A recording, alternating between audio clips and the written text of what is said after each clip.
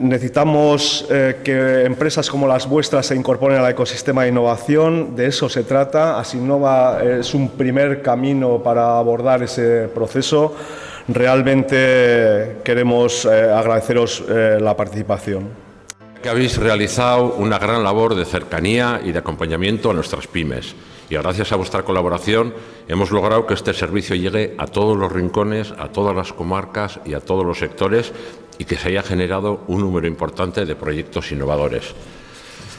Bide hau hasi dugu eta ez gar geldituko.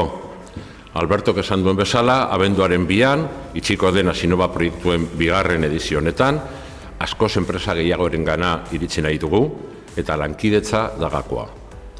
Aliatu honenak ditugu, zuek, eragileak, bitarteko agenteak. Denon artean, berrikuntza enpresa txiki eta ertainen guztien eskura jartzea lortu izango dugu.